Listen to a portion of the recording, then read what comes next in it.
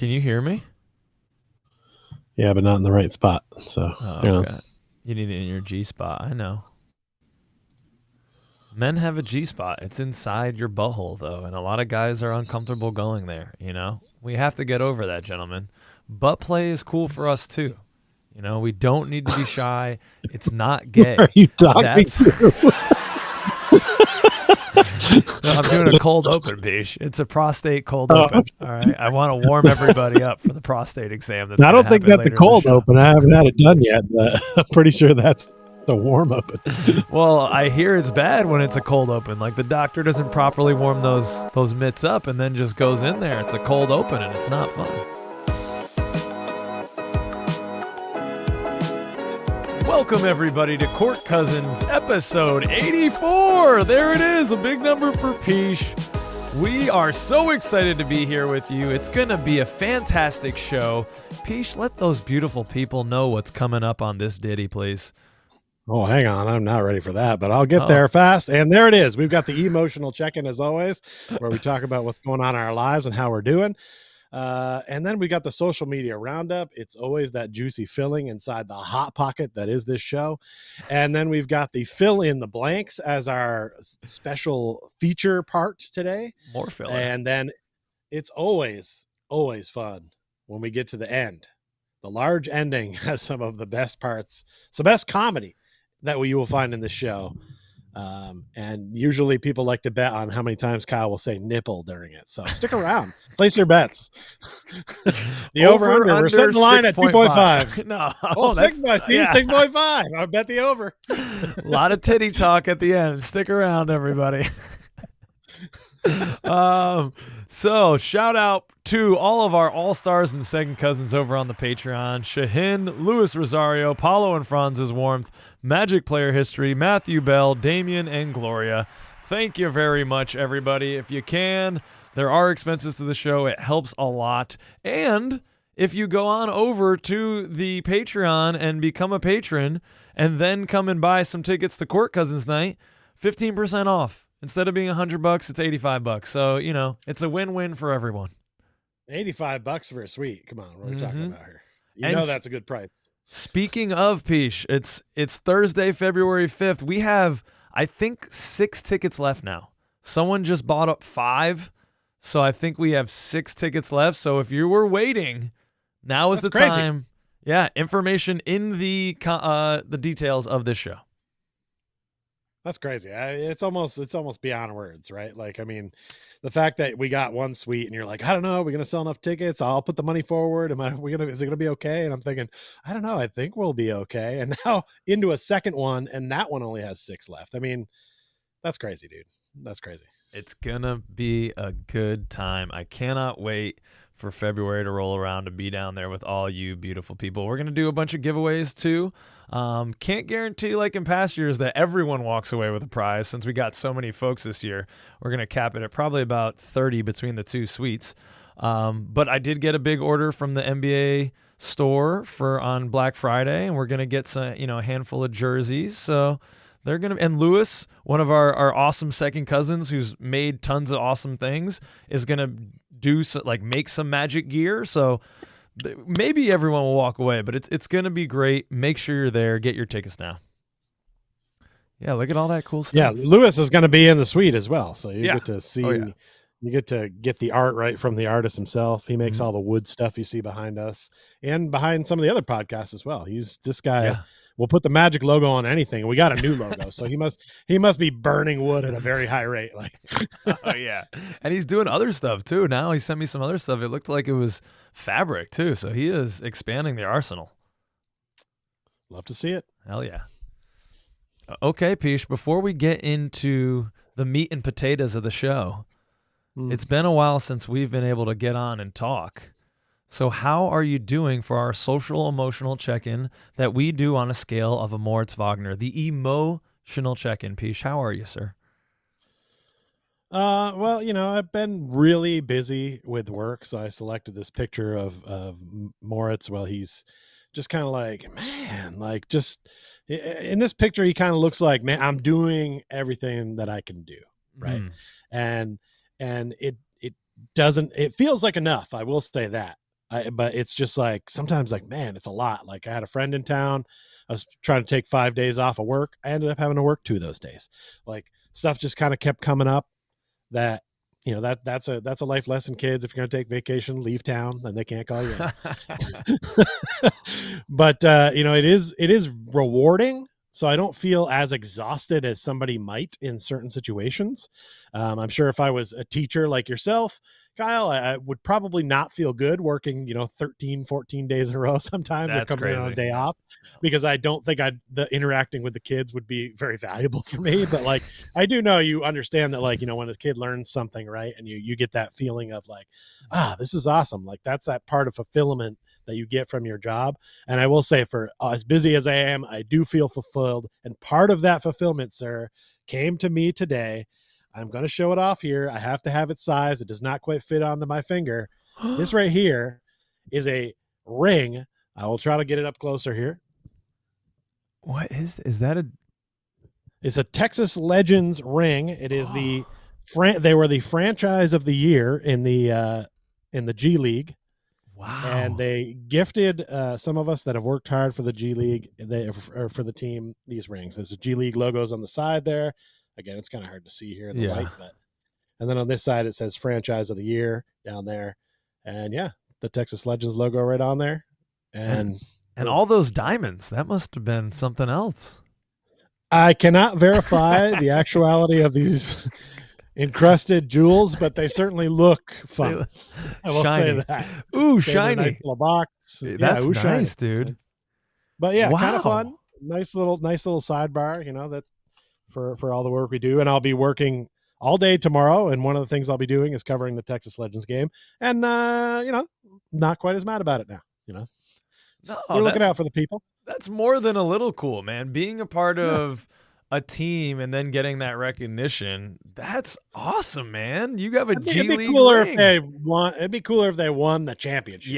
Yes. I mean, this is just because they were franchise of the year, because they did the most in ticket sales and the most in a lot of other categories, despite having one of the worst records, which is very impressive. Mm-hmm. Their GM does a hell of a job. Very impressive.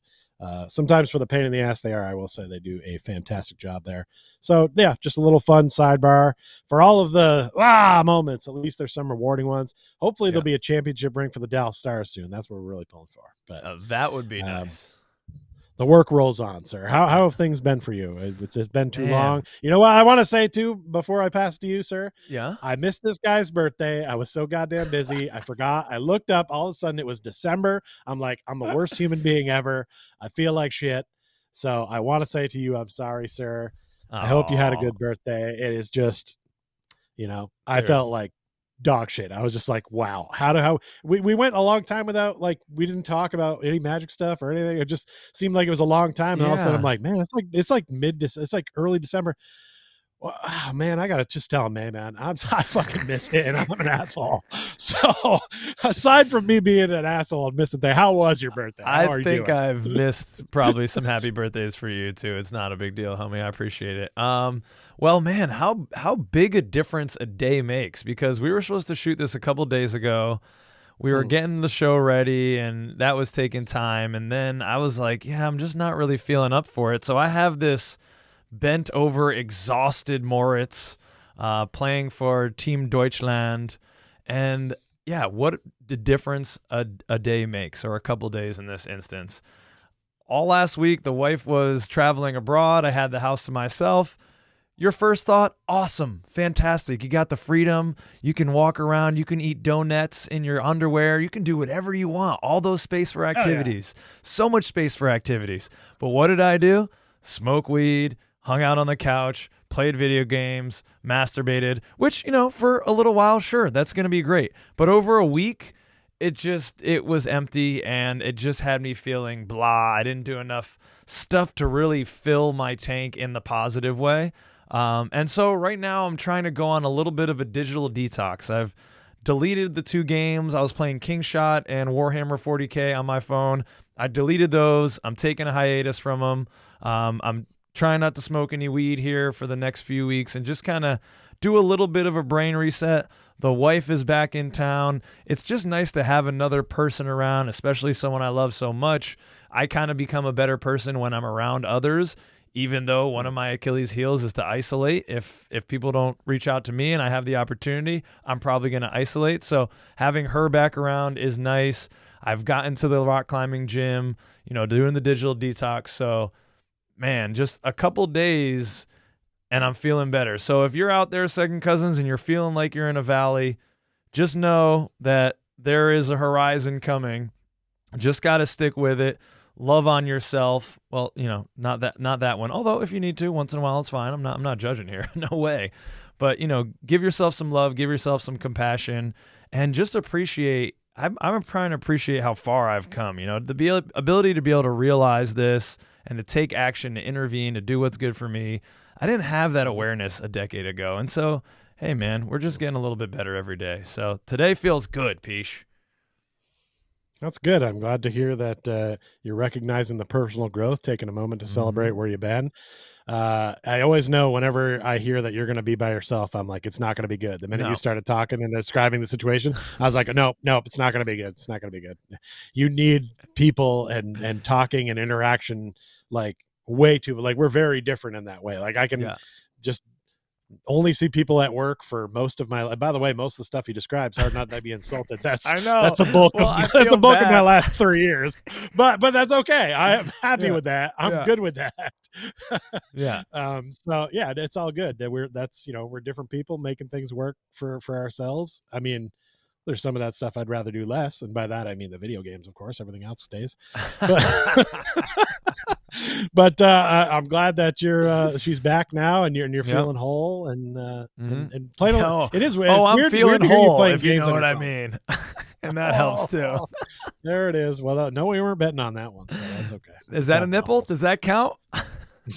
The donuts and the underwear was a great visual for me. I was like, see, are you here? But I mean, come on. That's living. Oh man, I remember when I was probably far too old. It was like maybe middle school, edge of elementary, and I would get home and my parents wouldn't be home yet, and I just would take off all my clothes and eat donuts nude, watching MTV's like TRL countdown of the music videos. Sure. I like to be naked then, and I like to be naked now. Some things have changed, but Peesh, not all of them have. Hey, Carson Daly can do that to a man. Okay, all right, let's get into. All right, the basketball starts now. If you fast forwarded past that, you missed some gems. Okay, we can't bury the lead, Peesh. We've got to go with the top story since the last time we spoke. It is the injury to the Wunder Kid. Where's my German flag? It was around here somewhere. Ah, here it is. It's on the mend. It's on the Franz is out. Like Franz, he's out 2 to 4 weeks with the high ankle sprain. But I mean, the silver lining in this is, it looked really bad when it happened. I mean, you weren't sure if it was the knee. It could have been the knee. It could have been all types of hamstring or quadricep. And to get a high ankle sprain, I mean, that wasn't even on my bingo card. To hear that that's what was happening. So that's the best case scenario I think that we could have heard.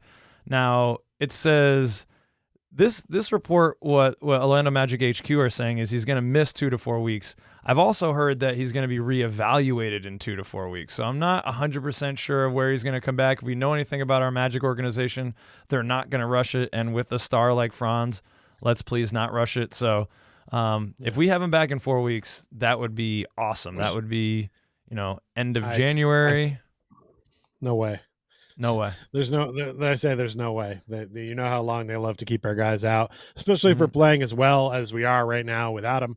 I couldn't see him rushing him back. Although I know Franz loves to play all games. That's why it's like, the minute he's ready to go, he'll lie. He'll be like, I'm good. I'm 100%. Yeah. And he'll just be back out there. And I love that about him. So I wish him well. It looked worse than it was. I don't know what that guy from the Knicks was thinking about doing. It didn't look like a basketball play. Like, I don't know what, I don't even know who that guy was. He was some goon. I'm like, What is this goon doing? Like, the man's in the air. You can't just attack a man when he's in the air. What are you doing? No. I mean, as much as all these Knicks fans bitching and moaning about how hard the Magic play and Desmond Bane throwing the ball at OG Anunoby, your guy just What you cleared can do. through the back and neck of Franz Wagner, who was clearly getting the layup, and you just went through his body and into his net. Like, I don't understand how that wasn't more of a technical him out of the game. Was it a tech? Did they give him the tech?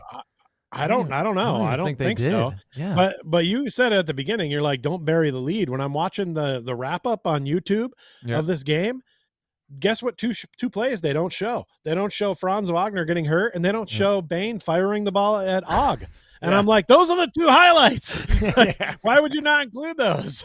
But they're like, nah, you don't want to see this. It's like, those are main points of the game, whether you want to see it or not. Like, it wasn't a gruesome injury, like a bone coming out that they don't want to re-show.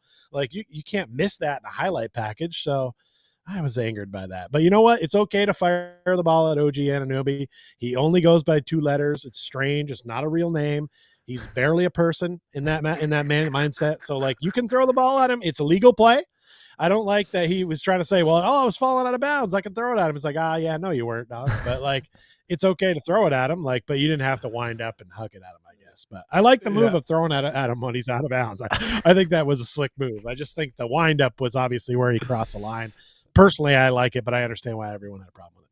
Yeah, we're going to do a little bit more Desmond Bane talk, I think, later in the show. So I'll save my comments on that. But, man, the internet has been on fire with that. I don't know if you've seen some of the things people are doing with AI and who he's throwing the ball at. It's been tremendous. But Franz Wagner, don't have a lot to do. It will be tough to replace this man. We've had to play without him before. We can do it. The team is deep. But he recently got into some historic company, 21 points at Detroit. Franz Wagner became the 18th player in NBA history, 24 years or younger, with 6,000 points, 1,500 rebounds, and 1,100 total assists. Also on this list are, I don't know, I think these are basketball players: LeBron James, Carmelo Anthony, Luka Doncic, Anthony Edwards, Isaiah Thomas, Westbrook, Tatum, Antoine Walker. Oh, the Big O, Oscar Robinson going back, Giannis. I mean, this list is star-studded. Nikola Jokic. It's just, this kid. Star-studded. There's Hall of Famers all up and down that list. Yeah. Either future or current. I mean, this man's come a long way since he showed up wearing that yellow suit on stage. Mm-hmm. I mean, that's impressive for a youngin'. And I think this season, before he got hurt, unfortunately, it become like a breakout season for him. Anyone casuals to the game, we're all learning about Franz Wagner. It was everywhere. They were showing clips of him on NBA.com. He was getting out there, and it was like, yes, everyone's finally seeing what we've been watching and how great Franz Wagner is. And so the timing of the injury is really bad, because I think he was on his way to an all-star nod. I think he might still get it, honestly. I'm not 100% sure how that voting is going to go down, or if he comes back before, whatever. But I still feel like he deserves it. Just a fantastic season for him. And this is a great accolade. I mean, there's not a dud on that list, right? Is what, Antoine Walker the worst player on that list? I mean, what are we talking about? This is quite an achievement, because it also shows he's been very durable.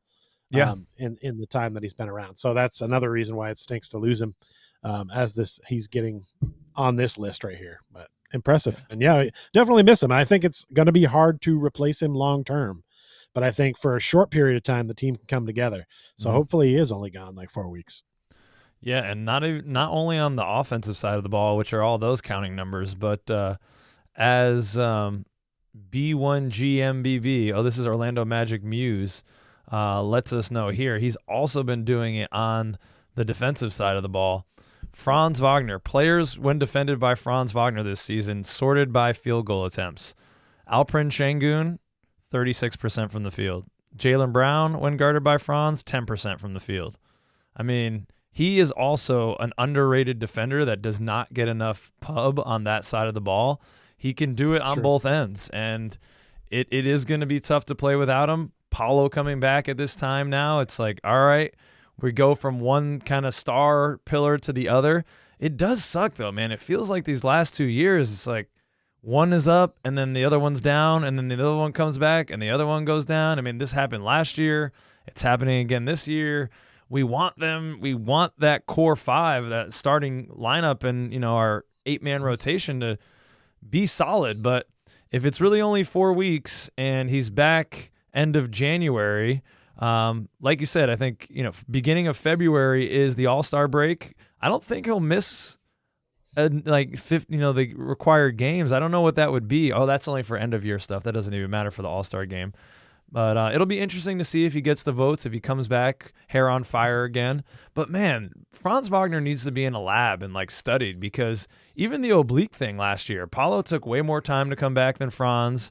Now this, what looked like a gruesome injury, he's 2 to 4 weeks, and Franz is be back soon on his Instagram, and it's dude, what?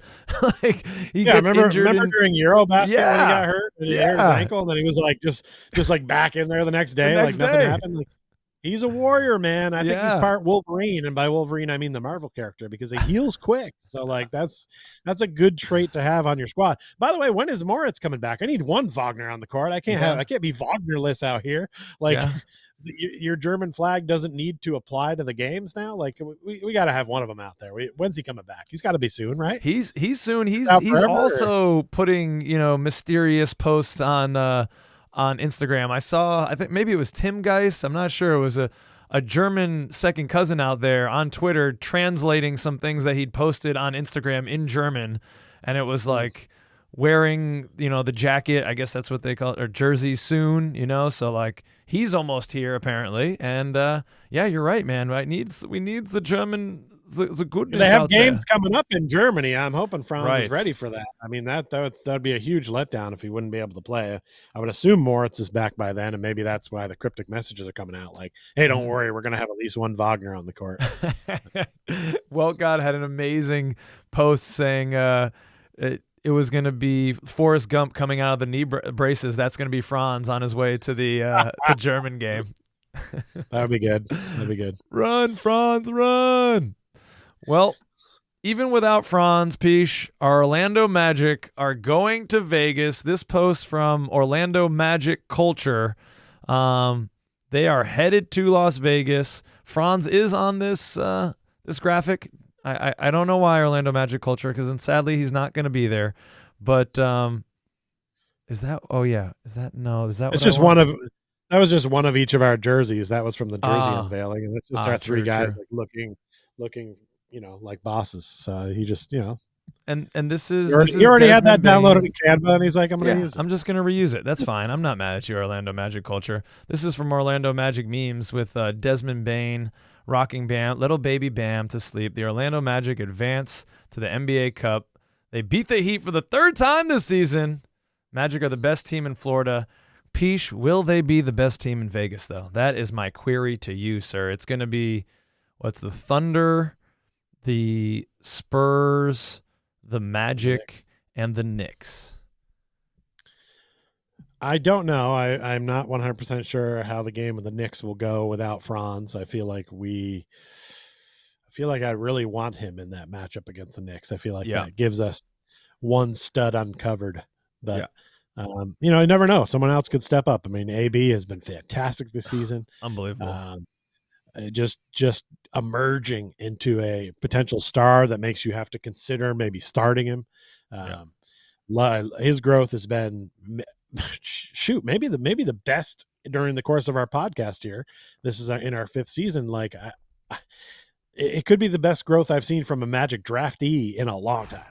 Wow. When's the last time we drafted somebody that actually panned out into somebody good that wasn't already good? Franz Wagner. Yeah, but he was the 6th round pick. He was a six overall pick. That's still pretty high. Yeah. I mean, I know AB was 8 in that realm, but I don't think the expectations were there for him to ever do what he's doing, especially at such a young age. That's a lot coming from the growth flower gardener too, Pish. So you've grown a growth flower or two in your time, and you're saying that this AB ascension is one of the best you've seen. And definitely in Orlando Magic history, we've talked about it a lot. They do not develop players well. We don't get those second rounders that become a permanent part of our even rotation.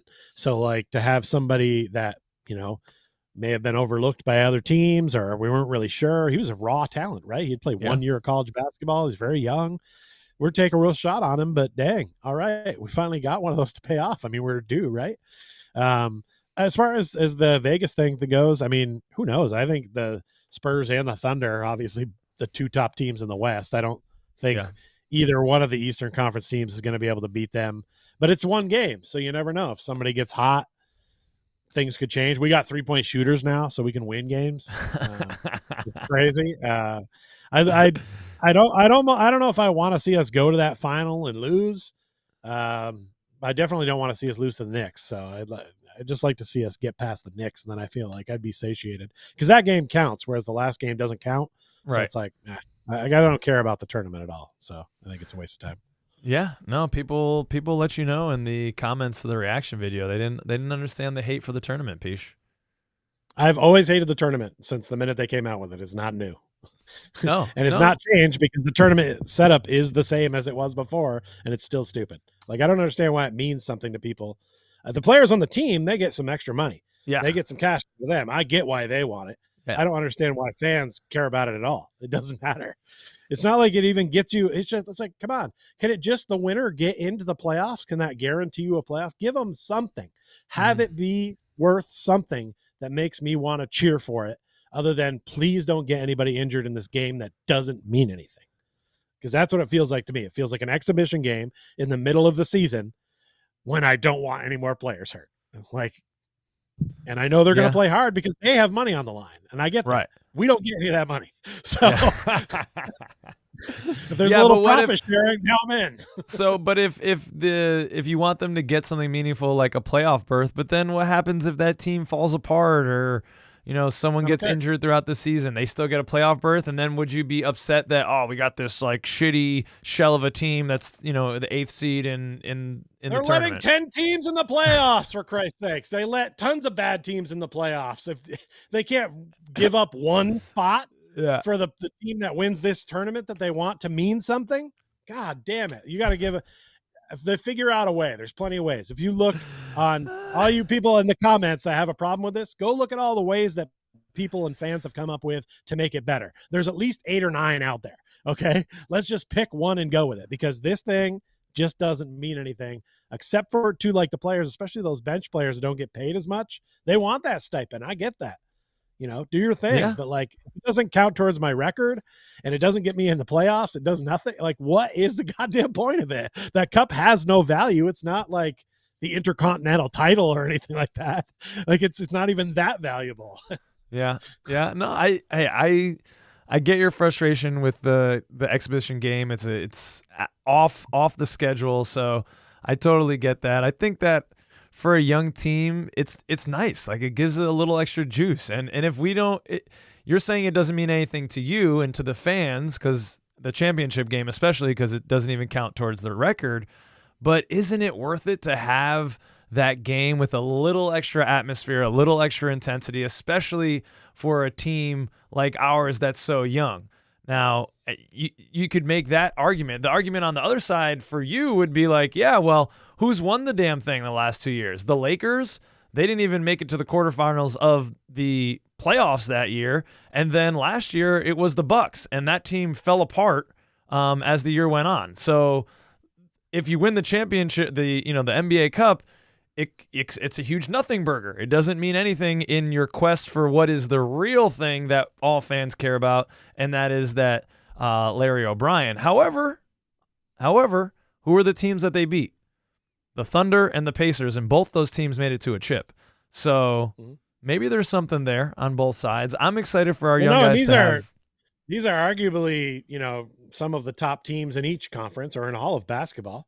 So like, if we could somehow win this, at least there's that feather in the cap of, hey, well, we didn't beat some slouch. We beat either the defending champions or the Spurs, who are on fire. Yeah. So like, that's impressive. But I mean, again, it doesn't, I get your point about, the young team, and we need, so I think of the teams out there, we need that the most. Yes. Right. Like we're trying to get the national coverage, want people to take us seriously. Yep. So yeah, I think of the teams we need it the most from that perspective, but I'm not a player on the team. I'm a fan.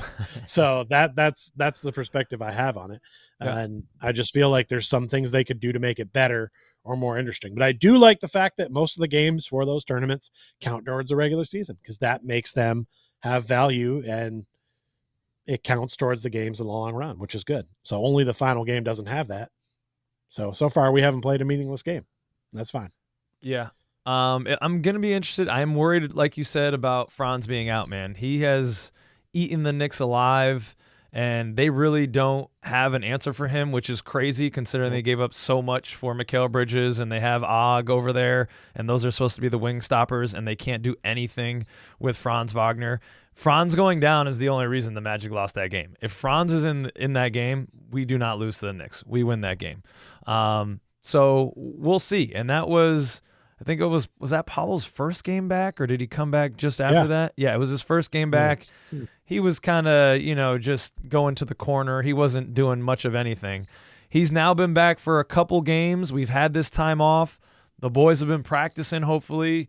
Paulo's getting his legs under him, hopefully, running some 5-on-5s. We're going to need a performance from him. And like you said, Anthony Black, last game against the Knickerbockers, went for 14 points and 11 boards and 4 assists. So that certainly wouldn't hurt, but it's really going to hinge on Paolo Banchero and what type of game he has. Can he be dominant? And I guess Desmond Bane. I mean, can Desmond Bane be dominant like he's been? I mean, 3 37-point games this year already. When we traded all those first-round picks, I did not have that in my written down, penciled in. I did not think Desmond Bane was going to be coming in and scoring close to 40 points multiple times already here. 25 games in, already have a few of those. So he's on another level. We've got to have, Bane and Black continue to play like they've been playing, and Paulo's got to give us something, because he hasn't. Last game, he started to look like he was getting his sea legs under him again towards the end of the game. But, where is he going to be? Where is he going to be? I need him to make good decisions. I need him to be aggressive getting to the hoop and drawing fouls and putting the pressure on the defense. And who knows, man? I need to win here, because I live in the tri-state area and these fucking Knicks fans talk so much shit. So please help me out. They're barely humans. Yeah. I had Bane down as a guy who was going to be able to score 37. I mean, I used to watch the Grizz from time to time, and I was seeing this guy sometimes go off in games. So I've been pleasantly surprised at how much he's been able to do that for us, but I totally knew he had this in his game. And like I said in our last wrap up, they are not running plays for him to shoot threes. But he has now realized, okay, they're not going to run plays for me. I got to find my own way. And he's started to move around and find place on that 3-point line where he can get his own, or just in a one-on-one situation, just decides I'm pulling up, which is fantastic, because I was worried that he wasn't going to shoot much and he was going to become the next KCP who isn't here for what we brought him in for. But I knew Bane was much better than that and was going to deliver. And my God, he has. And the way he's connected with guys on this team already is very encouraging in the short time. And I tell you what, I felt it from the minute he got that dap in with Coach Mose. I was like, from that moment on, I was like, whoa, that was something, right? It hit you in the core. I've talked about it, right? I still think about that dap up. It's one of the best I've ever seen. And from that moment on, it was just like he had chemistry coming up the charts. Now, usually you take like maybe a full year or two to sometimes build with guys, and Bane's already there, baby. And I'm glad to see that he's comfortable. He looks a lot better than he did in the first like 10, 12 games. And it's good to see him comfortable. Can't wait till the whole squad's healthy, man. I need dual Wagners. Maybe I'm being greedy, but I'd like to see 2 on the court at once. Are we being greedy to want to have a fully healthy roster, Peach? Is it too much to ask? No, it just feels like it's one of those things we always have to ask, and a lot of teams have that. You're going to have injuries over the course of the season. Yeah, I think if we're going to have some guys missing some time, like we have so far already this year, better to have it in this early part of the year. Yeah, and hopefully get healthy in time for the playoffs. So. Yeah. Desmond Bane has been nothing short of impressive, and that shot volume is getting to where I was hoping it would be. He goes 6 of 9 from 3-point land against the Miami Heat, And that's where it's kind of been the last 5 games or so. Well, except for the one against the Knicks. We need more, 2 of 4. But then he had 8 attempts. He had 7 attempts.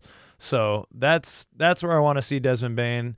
We brought him in to shoot the rock, but man, he brings way more playmaking than I knew, and some awesome off the dribble penetration. Did you see his interview where they asked him about the fine and you know what's motivating him to try to get to the NBA Cup, and he's like, I just lost $35K. I got to go get it back somehow. Smart. Yeah. Good retort. So yeah, so far he's been impressed. I mean, he's not Cole Anthony on the mic, but he's got some charisma, and he is an enjoyable interview. And I'll tell you, part of the reason I hate watching pregame and postgame stuff, and especially those coach interviews during the game, which we don't need at all. Please take those out. Is you hear the same phrases over and over because they don't want to like cliche. give the other team bulletin board stuff. It's all cliche stuff. Yeah. It's boring stuff. I don't care. I don't want to hear that. That's why I liked Cole Anthony so much. He was some flavor on the mic, right? Feeling a little flavor from Bane here, and I like it because the team needs a little of that mic flavor. So good to see it. I did not know what to think when I saw him throw that ball at OG Anunoby. I was like, "What the fuck?" I was honestly disgusted. I was like, "What are you doing, man?" I was like, "You just got yourself thrown out of the game." I thought he was going to get thrown out of the game. I was like, "Well, there it goes." Like, way to go, bro. You can do that. Like, what a dumb thing to do. But I was not familiar with your work, Desmond Bane. I did not know he was like Moritz Wagner level exacerbator. Like, I did not know that this was in his thing. And now I'm seeing all these clips of Desmond Bane, maybe the premier rage baiter in the NBA, and he's like fucking with Steph Curry, and he's just messing with everybody. And this is a part of him. And I thought I got upset because for me, I was thinking, man, how can you lose your cool in this moment? But hearing him talk, he didn't lose his cool. He knew kind of what he was doing. He is always trying to do this stuff, to be the bee in the bonnet, try to push and prod and get the Knicks to do something really stupid because we just lost one of our stars. Let me see if I can get OG Anunoby thrown out of this game. Let me see if I can, mess with him a little bit. So, hey, Bane gonna Bane, man. Yeah. What are you gonna do? What are you gonna do? You gonna come at him, bro? What are you gonna do about it? Like, you're gonna come at him, and Wendell Carter's just gonna stand at you and just go. So come on, you don't want any of the Orlando Magic. Let's go. Where'd you get that weight, dog? I got weights down here, man. You're trying to get your Bane season on right now. Get those. Yeah, I'm gonna get that Bane jersey when we go to Orlando, but I'm gonna have to have it cut. Yeah, because my guns are too big for the hole on the side, you know. Well, you have to wear it authentically. And I'm gonna get the medium. I'm gonna get the medium, so it looks like it fits me, like I'm just coming out the side. The kid's large. All right, let's go to a little some fun things, some basketball adjacent stuff. Peach, tell me what this is all about. What's this? Oh, sure. Yeah, I snuck this in here. Yeah. I could have used this up front. This was another one of the things that happened in the last couple of weeks. If you're a fan of Dude Perfect at all, or you've ever seen their work, they do the overtime or the OT specials. And part of that, they do a giant ice sculpture competition, which they did at our rink. So for one day, I got to watch them take chainsaws to ice sculptures and just make a complete mess all over our rink, and then got a chance to clean it up. But I got to hang out with the whole crew was there. I got to hang out with their producer and watch a lot of what they were doing and kind of advise them on some things to do. And they made some cool stuff. I'm not going to ruin it for you. If you're a fan, go check it out. If you're not a fan, I think you should still check it out. It's pretty interesting, pretty fun. I don't make a cameo that I can guarantee, but there are some spots where I can tell I was standing in the background watching when they were doing ABC. So I mean, it was cool. It was very cool. That's what I was hoping. Like, can you get a cameo? Can we get a little bit of a rub here from this, dude? 22,000 views in 13 minutes that this has been posted. And that went up fast. And that is crazy. Like, here we go. Can we get 2,000 subscribers, ladies and gentlemen? We're so damn close. If you're watching right now, you're in the meat of the episode, you've been watching a while, and you're not subscribed, please do it now. That would be awesome. Let's get to 2,000. Hey, and while you're at it, if you like sports cards, give Card Cousins a follow. We need some subscribers there, too. We've been stuck on 73 for a minute now. But people are watching, but they're not subscribing. You've heard it before. You know. Bastards. Hit the button. Don't hit the bell. You don't need to be bothered when you're working. Just subscribe. That's all I'm asking for. Okay, Peach. I was also surprised when I saw this one come through from you because this was an Angel Reese post, and you were maybe the last person on earth to find out that Wendell Carter and Angel Reese were dating. No, I was not. There were other people that found out around the time of this post. Yeah, like Clyde the Glide, Frazier. Oh, I'm getting all my Clydes mixed up right now. What is this from? Is this from like a Knicks pod? Knicks it must be because it's Mike Breen and Clyde Frazier. Yeah, Clyde Frazier. So them talking about. So Clyde says Wendell Carter getting kudos these days. He's dating Angel Reese. Mike Breen. Well, this is Clyde Frazier. He's throwing shade at our guy, WCJ, which is my job. So I don't know why he's got to try to take food out of my mouth. But he's basically saying that if you Google Wendell Carter, the only thing that comes up is Angel Reese. And I was like, all right. I mean, people said that about Travis Kelce when he started dating Taylor Swift. This is obviously a level down. Look, I got to say, WCJ, man, I tip my cap, man. Angel Reese she's bad. So respect. I mean, Wendell's a good looking man. He pisses me off sometime on the court. Sometimes, sorry. Most of the time on the court. but I'll tell you what, he's got swagger, right? Like a guy came at him to punch and he just stood there and was like, what are you going to do? Yeah. He's dating Angel Reese. I mean, he's swaggy. He may not be that ultra magic man on the mic kind of charisma, but he's got one in there. It's in there. And, tip of the cap, sir. I give you enough poop, but you got to give you your props. He's doing something right off the court. Well done. Yeah, his, as the kids would say, his aura is overwhelming here. And Angel's been like in the building. Our homie Cedric, who's often on the reactions, he's like a bigger Angel Reese fan than anyone I've known. He has a little one himself, and he has Angel Reese swag. I don't know how he knows. He's got like a tracker or something. When she's in the building, Wendell Carter's numbers go up, and that could be something.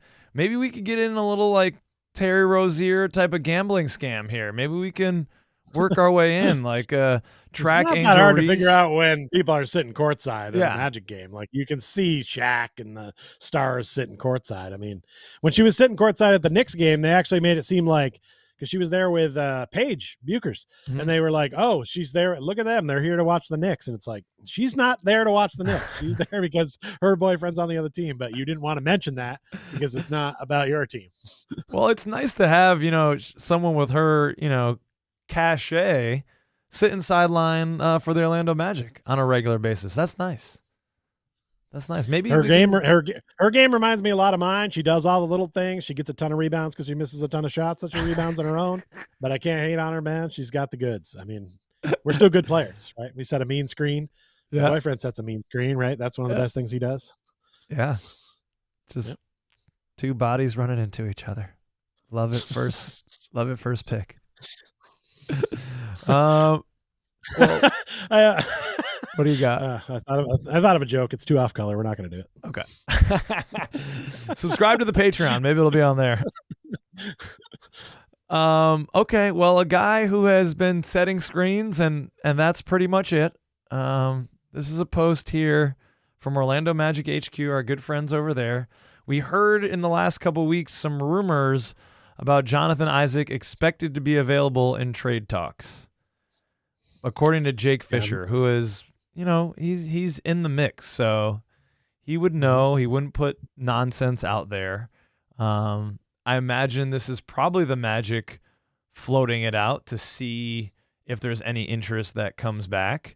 And I would think that a guy making 10% of the salary cap who's giving you 0 points on a nightly basis would probably be available in trade talks. Mm-hmm. That makes a whole lot of sense.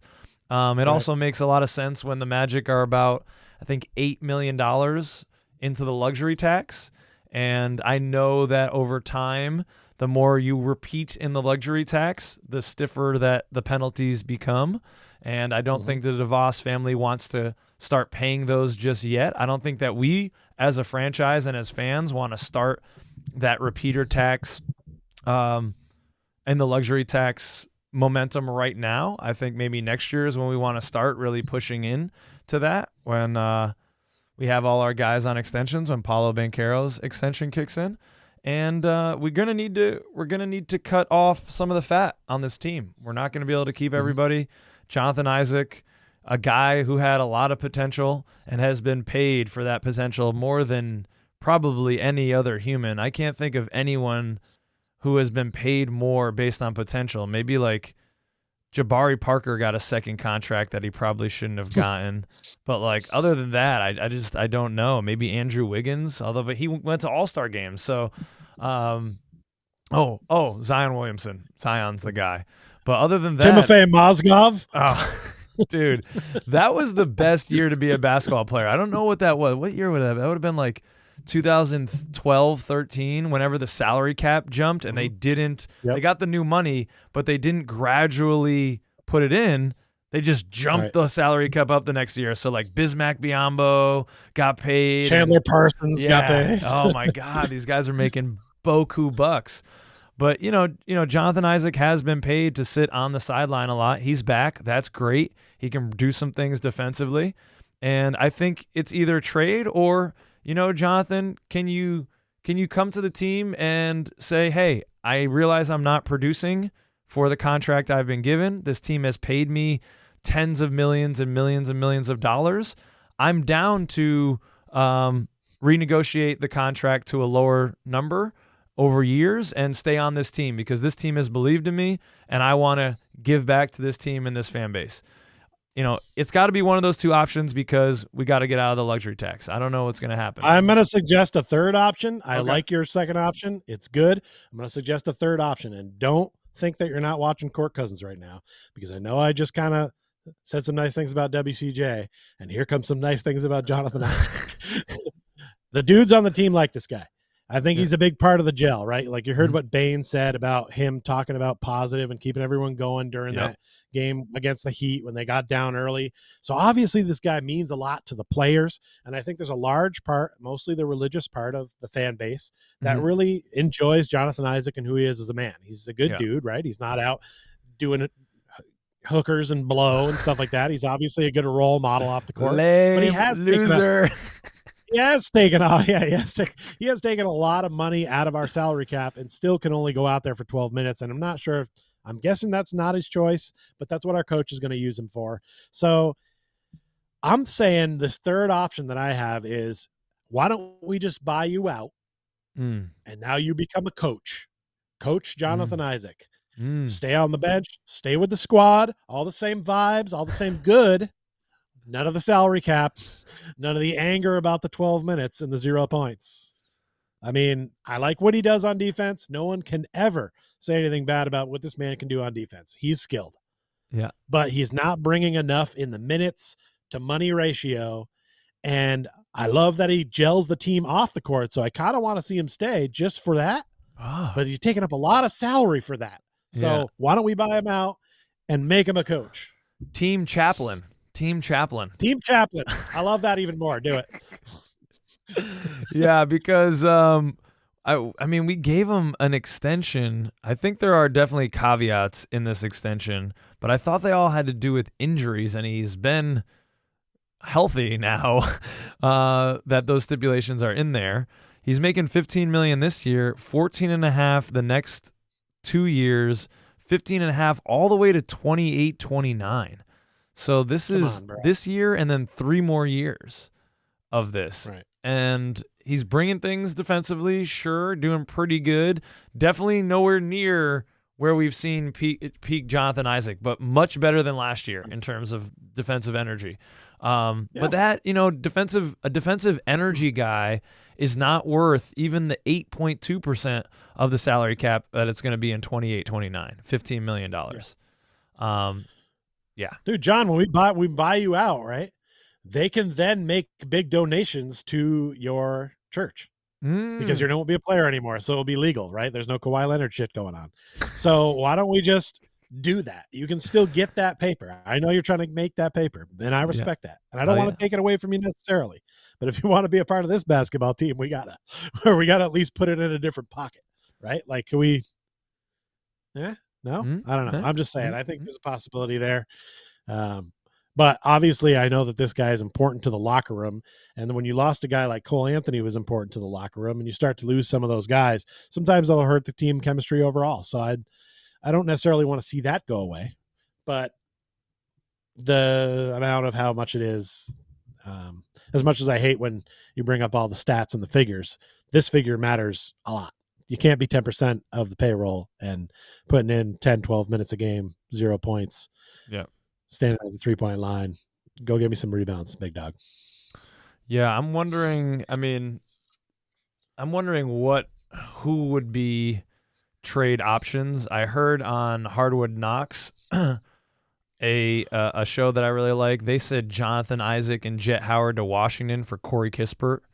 Get us like another shooter, because we still need more shooting, I think, around Paulo and Franz, who are still not established shooters. Are they ever really going to be real 3-point threats? Probably not. For most of their career, people are going to be willing to give them that shot and protect the paint on them. So we need to surround them with more reliable shooters. We can maybe argue that Jet Howard could have been that guy and wasn't ever given a chance.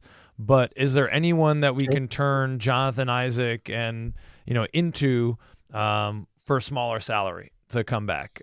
Because we do have not only the tax stuff this year, and as I'm looking on Spot Track, it's saying we're negative $5.5 million. So I don't know where that $8 million was coming from, but I'm not sure. But we need to shed some money, and not only for this year, but moving forward when Paulo's extension kicks in, then we're really going to be strapped. And so we're going to need to have not just one $15 million a year player in Jonathan Isaac, but maybe like a couple $5 million players. And we're going to need to get some of that money back. Let me ask you this, as I'm curious your thoughts. I mean, obviously, if we are going to make any kind of move, I think a draft pick's got to be involved. And I'm super okay with us trading a first-round draft pick for the right person. Yeah. Are you feeling like we have to keep a first-round pick? Because then I feel like that's another guy that we would have to put on our roster somewhere. And I know the rookies are obviously at a lower rate, but we already got a lot of young talent.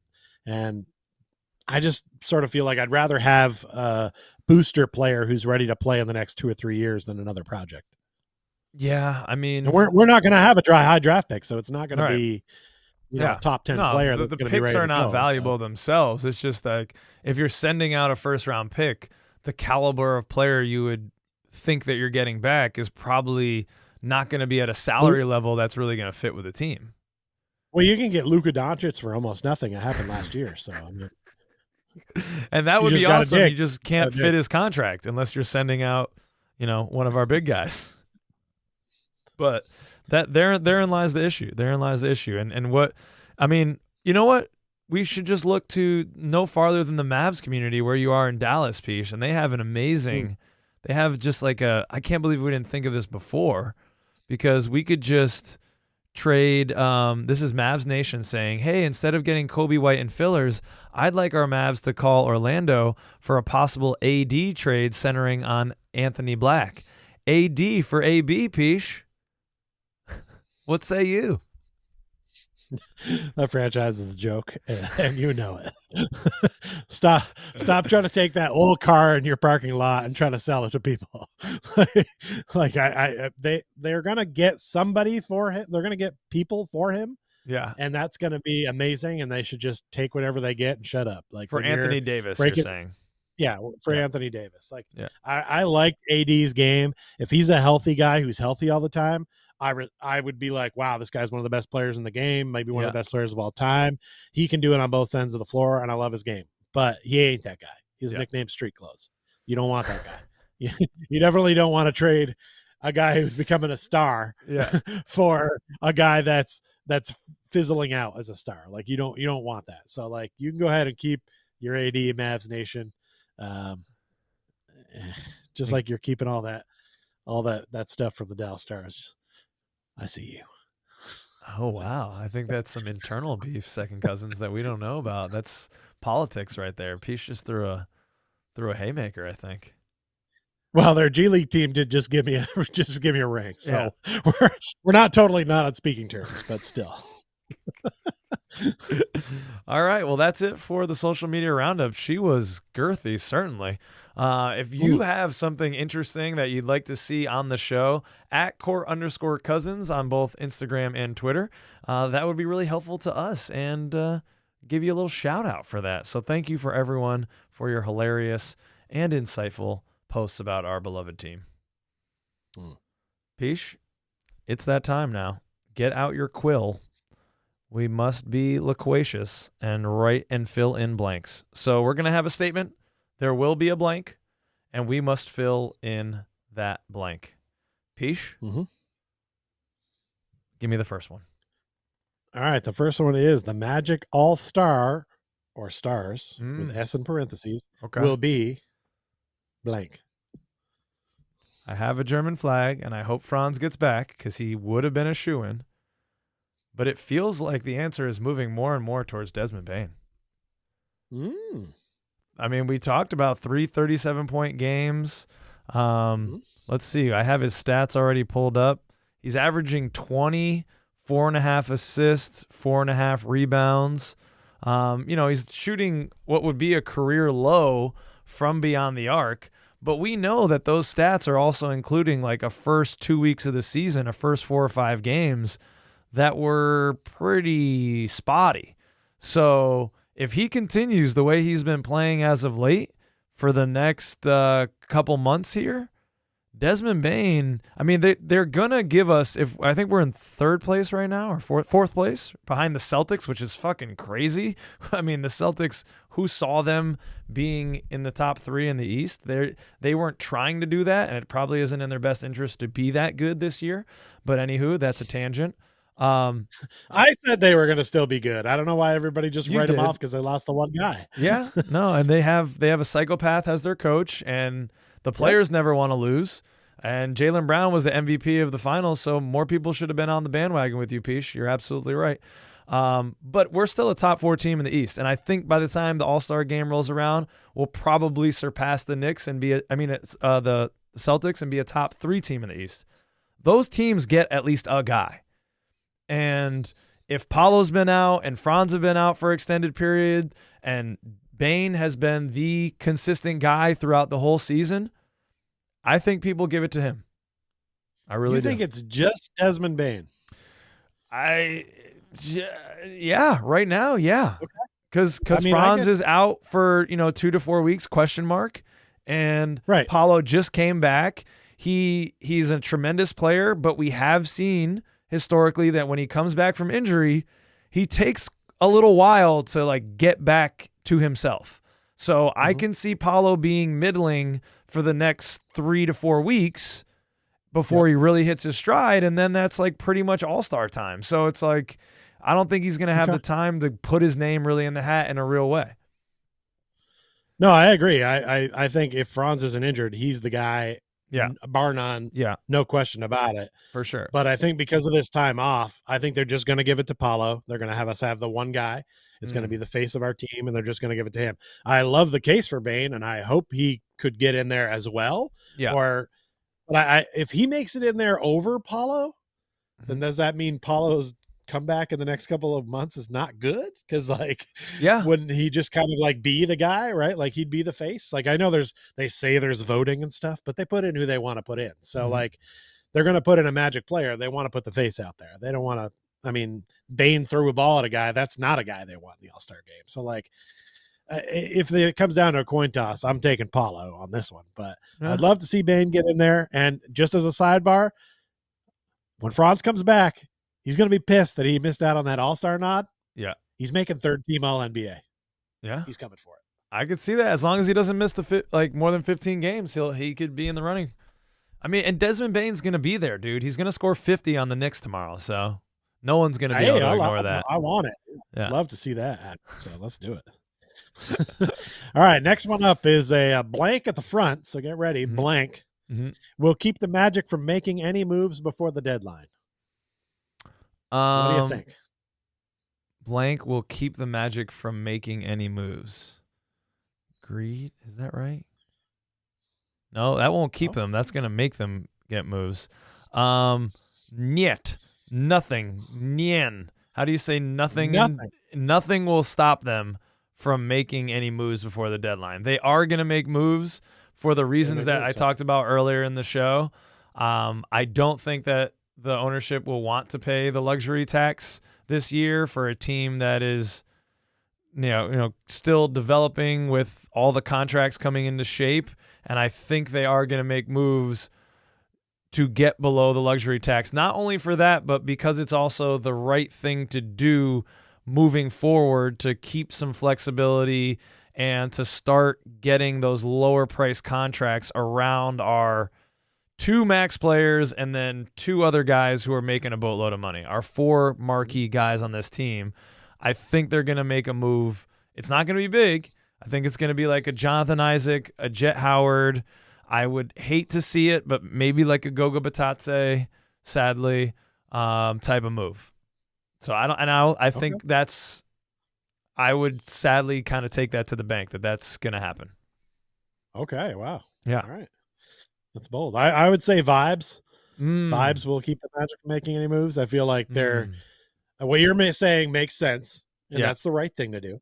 Yeah. But I think a lot of times our team just loves the vibes. The team has a good team knit feel. And if we're rolling good before the deadline and things are good, if we're like second in the East by the deadline, they won't touch it. They'll just leave it.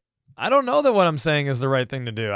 Just pay the tax, do the things, as long as there aren't like too many strings that like really dissuade, because it's not going into the apron, and that's I think where the real hampering of the team's ability to make transactions happen. Well, that's where you keep the tongs, so that's where all the business comes from. All right, our next one here is after the early rough start. I'm weirdly proud of that joke. Yeah, that was great. I've done way better than that. But anyway, after the early rough start and the missed time for key players, I feel blank about our current record. I mean, to be expected. To be expected. You go first. I want to think of a good word. Okay, yeah. I was like, get your thesaurus out, because I feel like you can do better than that. Yeah. I'm going ecstatic here, like, which is not like a word I use for me and my feelings about things very often. But I'm going ecstatic. Like, you tell me that we were going to lose Paulo for that many games, that we're out Franz right now, and especially after that start we had, that we're sitting where we're sitting now. Amped. I'm amped up. I'm psyched about it, because it's still early in the season, and yet it already feels like, that Magic team that everybody thought was going to be here, the one that they predicted to be like as high as second or third in the Eastern Conference, they're here now. They're here now. And it's like, we really need them to be there at the end of the season, but the beginning of the season was so bad, you didn't think this team was going to show up. But lately, they're there, and I love that where we're at right now, considering what we've been through and are currently going through at this moment. So, no notes. It's ecstatic, my friend. I would say after the rough start, I feel as though I envisaged our current record, and that doesn't really fit at all. But I'm gonna just cram it in there with a crowbar. Challenge? Yeah, we're gonna try another challenge. Coach's challenge. What I'm trying to say is that this feels like what I envisioned, that we were going to be a top 3 to 4 team in the East. And even with the rough start, you and I were getting on here. I was getting on with Cedric and Jay and all the guys and doing reactions and doing shows with you saying, hey, this isn't exactly the start we expected, but this team is still the team. We know what it can do. They've got to take some time to gel, and that's exactly what happened. So I think this is exactly where I thought we would end up, and I wasn't really worried about the rocky start, honestly. If I could bring back one player to the current roster from the past 10 years, it would be. Let's get, me. Yeah. Long document of hating hypotheticals. Yes. But I know y'all love hypotheticals. Oh my God. So let's go ahead and think about this current roster. 10 years Who do you want to ago. see from the past 10 years? Within the past 10 years. Doesn't have to be 10 years back. Could be from 3 years back. You want to bring RJ Hampton back? Get sick with it. But fuck no. Bol-Bol's available. Bring him back. No? You go first. I got to look this up. Well, for me, I'm going Dwight Howard. And he didn't play for us 10 years ago, but he was in the league, so I'm counting him. Oh, no. See, no, you can't do that because that would be too easy. That's what I was going to do. And then I was like, he wasn't on the team 10 years ago. All right. So he's saying no on that one. So yeah. You know what? It's been a bizarro show. We've seen love for WCJ. Yeah. Props for Jonathan Isaac. Let's get done with it. Aaron Gordon, bring him back. He's a solid role player now. He doesn't have to be the star. Yes. He could work. No, absolutely. If he had to do 3-4 things and play that dunker spot, that would be pretty good. I'm trying to think about Imagine this. A big guy that likes to stay down low and do big man shit. He'll do it. Yeah. Oh man, I'm just like looking through some of the notable, quote unquote, notable players that AI is giving me over the past decade. Oh my God, it's tough, man. Going back to 2015. I mean, so what position am I wanting? Am I wanting? We could use an upgrade with the Tyus Jones position. That would be nice, right? A lot of people would be in favor of that. So, do you want a guard? Can we go to a Victor Oladipo? Right, that would be awesome to have. He wouldn't even be in the starting lineup. Having Victor Oladipo coming off the bench, that would be awesome. There was talk about that before the season. That was a possibility. Yeah, well, that's the. Am I getting him like Victor Oladipo is now, or like while he was with the Magic, that type of player? I was considering like their prime Magic years. Like their prime Magic years. Yeah, getting that Victor Oladipo back, and a guy that would then like come off the bench with Anthony Black. Was that only 10 years ago though? That he was on the team? That feels longer. Yeah, it does feel longer. Maybe let's see here. Yeah. Well, the years drag on when you lose a lot of games. No, 2014, 15 notable players. Victor Oladipo, he was on there. Tobias Harris. Okay. I mean, Elfrid Payton. I loved Elfrid Payton, man. The hair, but he just can't shoot. So you wouldn't want him as a guard. Victor is not a great shooter either. No, he can't. Not from beyond the arc. Not well. Man, I thought that guy was going to be Carmelo Anthony. Fuck, was I fooled. Damn. Yeah, I guess. Good thing you're not a scout for the Magic. Vucevic is. I think he would be awesome. Yeah, I mean that would be cool. I think that he brings what it seems like we want Wendell Carter to be offensively. Our centers, we want them to be spacing bigs who can shoot the three. He can rebound the hell out of the ball. The problem is he's a drop defender. He does not get out on the perimeter and guard guys, and that will not work within Mosley's offense. If Nikola Vucevic were on this team, Mosley would not play him. And that is a harsh reality for a lot of Magic fans to hear. Yeah, he'd have some DMPs for sure. There'd be games where whoever we were playing against, it works and he can cover that guy. Yeah. But like there'd be also games where he wouldn't play and it would be mysterious. Yeah. Vooch dropped 21 last night, tonight a DMP. Yeah, exactly. So, I mean, the heartstrings, it would be Vooch. I think if you're talking to me logically, I think Victor Oladipo would make the most sense as like a huge upgrade from the Tyus Jones. Unfortunately, if he was peak Orlando Magic years, he would not be on that Tyus Jones salary. So we're playing in the hypothetical La La Land, though, right? I can't believe that you didn't pick your fella Chiba lover, Aaron Gordon. Oh, yeah, that dude does like to smoke his weed. Yeah, That's why I think he's never leaving Denver. Yeah, he's growing dreads. He's really ingratiating himself with that community. And all the hippie wooks out there. Mm-hmm. Okay, here we are. It's that time, Peesh. We're going into the large ending. We need to get the music going, though, Peesh, and you are the music operator. Do you have the button, sir? Oh, yeah. On the ring. Okay. I will be honest, Peesh.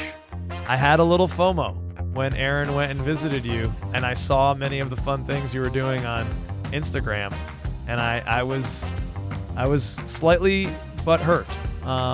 My nipples were fine, though. That's the first nipple drop. What? Okay, so with that FOMO, you did some things with Aaron I know you haven't really done in the area. What is one thing that you're like, oh yeah, this is a thing that Kyle missed out on. We're gonna do it next time he's in Dallas. And it's not. I mean, it can be the strip clubs. There are nipples there. Okay. The nipple betters are excited, but I'm not going to go that route. I'm going to go zoo, and I've got this coming up later in the large ending, but we did go to the Dallas Zoo.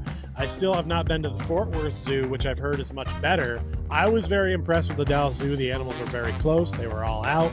The giraffe feeding wasn't open, but the fact that that's an option makes me still want to go back. Yeah. The sloth were hiding, but I know that's what sloths do, so it's kind of like sloth and sloth. And I think for me that was it. I think we did a lot of the other typical stuff we kind of would do.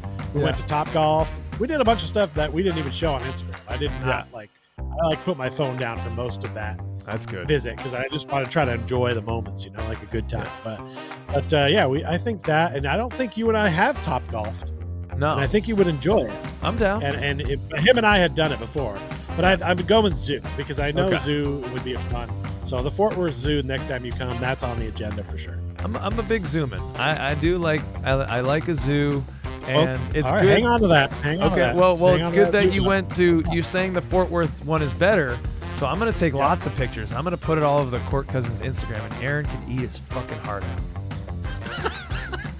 Well, the only two people who come visit me are suddenly battling to have more fun. Oh no. Hey, Lando Norris wins F1. Yeah. Talk about it. What's going on here? I didn't feel like he was a contender. Peesh, I have no idea. I have a confession. I didn't really watch much Formula One because the way that I watched Formula One, because it's all at weird hours, was through YouTube TV.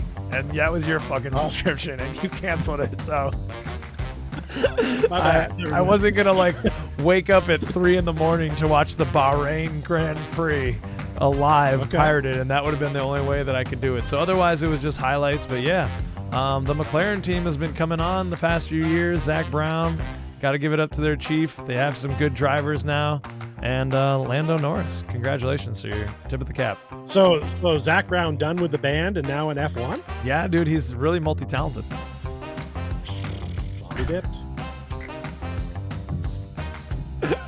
Okay, so this goes back to my depressing. Yeah, you're after me. It's only us here. Yeah, so. my depressing weekend when the lady was gone, where I just hung out and did nothing and was just a lard.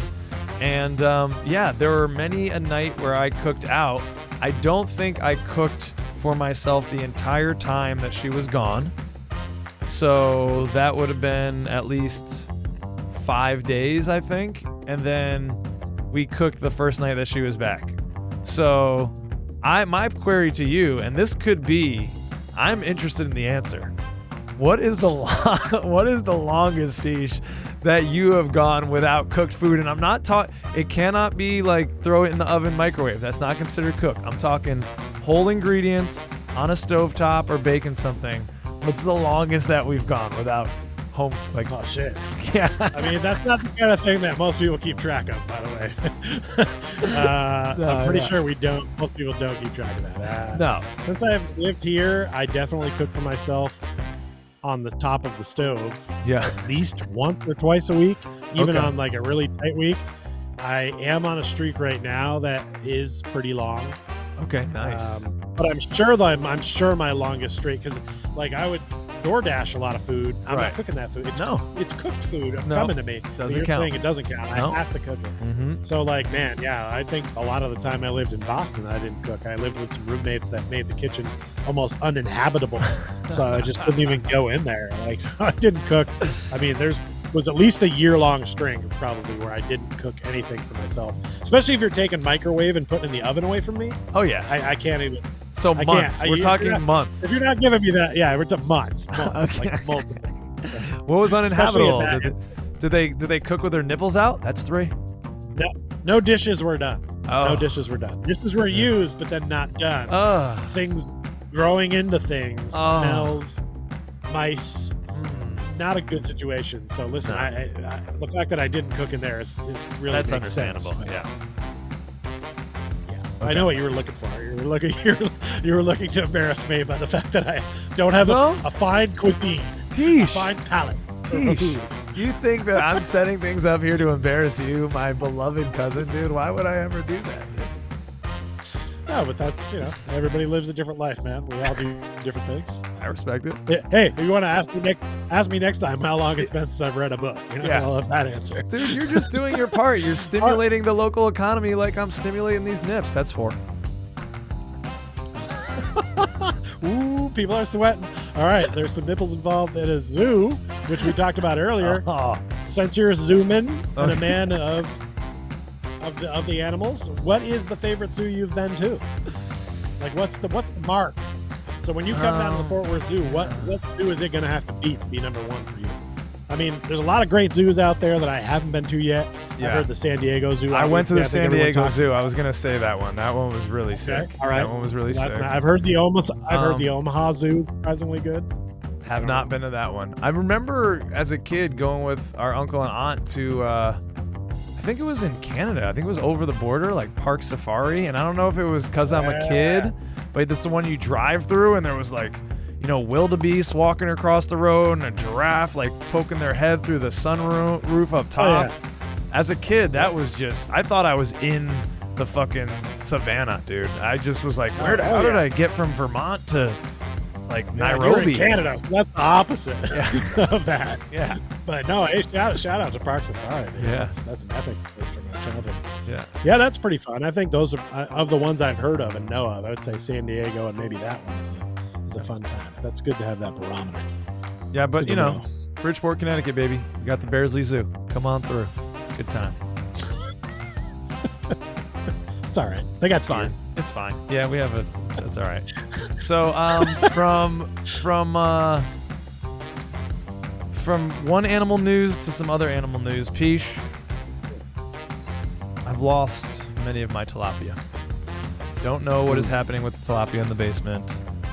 I kind of checked out of my life, and I haven't put a lot of effort into figuring out why they're dying. I don't know why. I've lost about 4 or 5 of them now, of the probably 15 that were in there. So I have an idea. Yeah. You stop cooking food for yourself, and then obviously you stop feeding the fish as well. Yeah, well, I think it has to do with that. I moved them on to the next level of food, and I think they might have been too small still, so I don't really know what was going on. But I got curious because I can't remember you ever having a pet, really.